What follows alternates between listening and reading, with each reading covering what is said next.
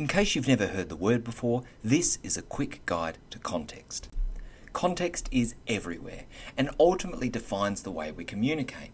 We communicate in different circumstances that require different rules. All of these pictures represent context, whether it's having a meeting at work, meeting someone for an interview, studying and writing a formal essay, reading a book, having a conversation around the family table, ordering some food, meeting a member of royalty, or writing a resume. All of these different circumstances require different types of communication. The thing to take away is the fact that context defines these situations, and different contexts require us to change the way that we communicate. And that could be in the way that we speak, but also in the way that we write. A helpful way to think about context is using what's called the Context Continuum, which is a tool that we use to measure the different parts of context. So the first part of it is called the field, and this describes whether or not that context is accessible or inaccessible. If something is accessible, it means that I can usually make sense of it without any prior knowledge. But if it's inaccessible, I might not make sense of what's happening in regards to the communication. If I walked in on a discussion between two mechanics, I probably wouldn't understand a lot of the language that they were using because I don't have a background in fixing cars. So the field of that context would be largely inaccessible unless I had prior knowledge. At the same time, if you and all of your friends had this amazing story that happened on the weekend and I wasn't there and I walked into the conversation and you were talking about it, parts of that conversation might also be inaccessible to me because I would have needed to be there in order to have the prior knowledge needed to engage. Not all texts are supposed to be accessible or inaccessible. It depends on the audience, and we'll look at some examples of this moving forward. Tenor is the second part of the context continuum. Here we talk about how formal something is versus how casual it is. And in this case, we like to think about the relationship that's present between the reader and the writer, or between the two speakers. If you're really comfortable with someone, you probably speak to them in a very casual way. If you're less familiar with someone, or if you're in a more professional capacity, it's more likely that the language is going to be very formal. If you think about a couple of different things, a text message from your friend, which might be completely abbreviated down to just a few different symbols, maybe a smiley face, but you know what they mean because they're your friend, versus something like an encyclopedia or a formal website that's aimed to give information to a broader audience. One of the ways we distinguish tenor is we often think about how much personality there is in the language. If I'm saying I and you, that tends to be very personal language, as in, I can see you over there. So that would be more casual.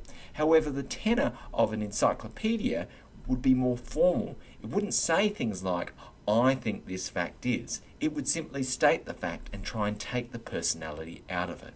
The last form of definition for context is the mode, and this is how we define the difference between spoken language and written language. One of the common mistakes we make in this case is we think that spoken language is only when we speak, but a lot of people fall into the trap of writing in the same way that they speak. So we can still look at a piece of writing and it can still be spoken.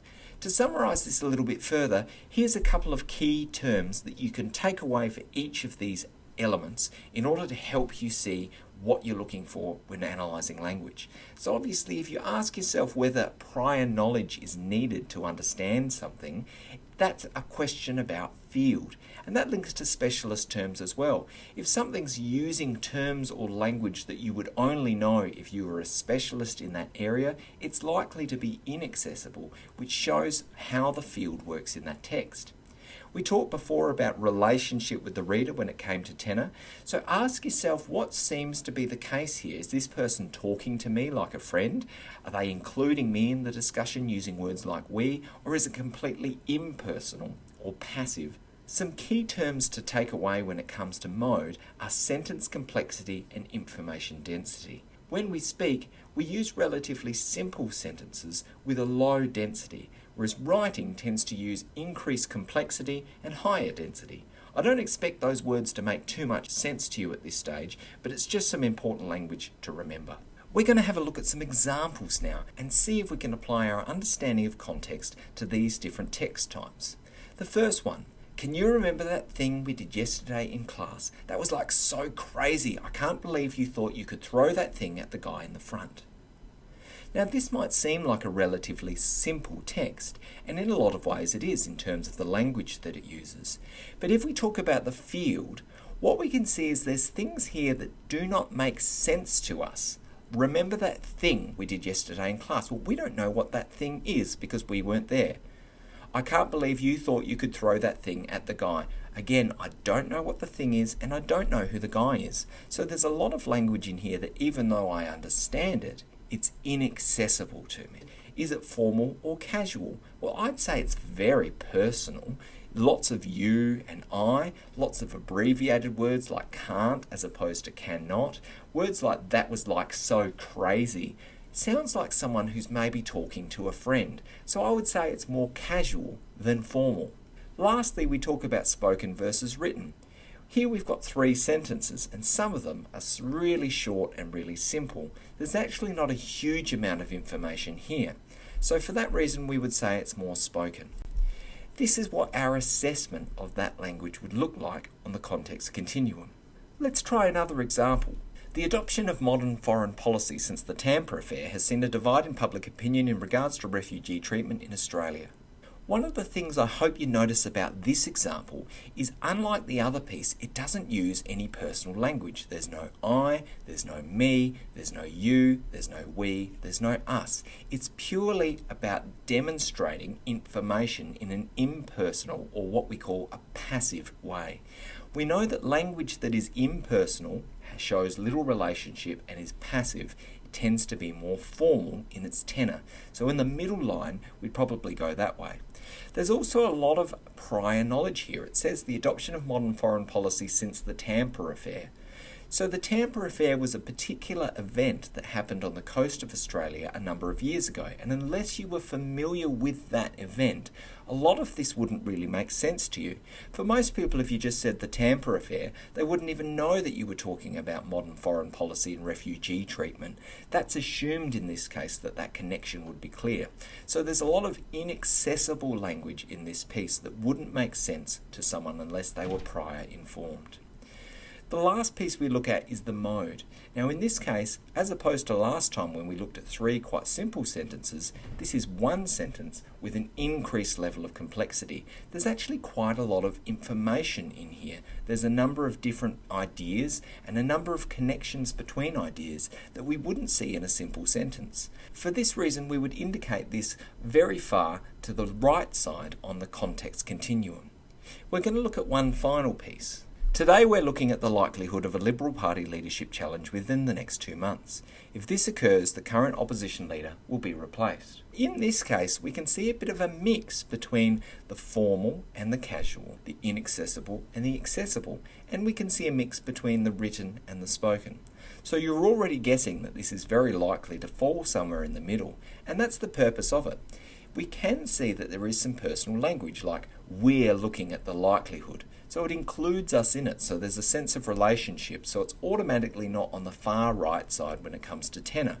But at the same time, it doesn't go on to say we or you or us or whatnot. It's really just that one instance. So we wouldn't say it's completely casual. It doesn't sound like our best friend talking to us. It sounds maybe like a news reporter, so there's still a bit of formality there, but it's not as formal as the previous piece. There's a couple of terms we may or may not know, like the Liberal Party Leadership Challenge. When we think about terms like Liberal Party, a lot of us might know Labor or Liberal in regards to our government, but we might not necessarily understand the implications of this. And for that reason, there are parts of it that are accessible, but there's also parts that require some prior knowledge. So in this case, we would likely say that it's somewhere in the middle of accessible and inaccessible. It's a similar thing when we think about the mode. We can see here that the sentence is not as complex as it was in the previous example. It breaks it down a little bit more, and the sentences themselves don't have as much information in them. This idea that first we're looking at a leadership challenge in the next 2 months. We think, okay, I can get my head around that. And the second piece says, if this occurs, the current opposition leader will be replaced. So here's what I get. There's going to be a challenge in 2 months. The current opposition leader will be replaced. There is a bit of complexity in making the connection between that information in this case, but not as much as in the previous sentence, but a bit more than what was in the first example. As we indicated, this text sits right in the middle of the context continuum. Hopefully, from these 3 examples, you get a sense of how we use the context continuum to talk about the requirements of language. As mentioned, there is no right or wrong way to communicate. It's purely about thinking how different circumstances and contexts will require you to communicate in different ways.